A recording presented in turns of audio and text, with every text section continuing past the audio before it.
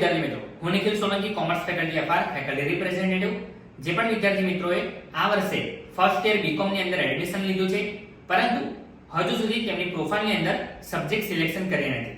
વિદ્યાર્થી મિત્રો, first year BCom ની ઇન્ટરનલ પરીક્ષા આ 6 તારીખથી આવનારી 6 તારીખથી ઇન્ટરનલ પરીક્ષા શરૂ થવા જઈ રહી છે. પરંતુ હજુ પણ 1500 જેટલા વિદ્યાર્થીઓએ તેમની પ્રોફાઇલની અંદર તેમના સબ્જેક્ટ સિલેક્શન ફર્સ્ટ સેમેસ્ટર અને સેકન્ડ સેમેસ્ટરના સબ્જેક્ટ સિલેક્શન કર્યા નથી. જેના કારણે આજે પણ ફેકલ્ટીમાંથી એક ઓફિશિયલ નોટિસ આવી છે કે જલ્દીથી જલ્દી તમારી પ્રોફાઇલની અંદર તમારા સબ્જેક્ટ સિલેક્શનની પ્રોસેસ પૂરી કરી દો.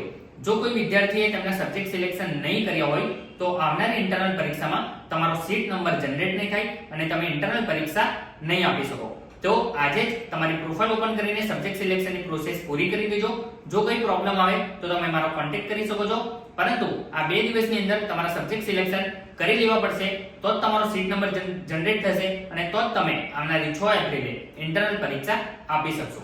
હું Nikhil Solanki, commerce faculty FR faculty representative. Thanks.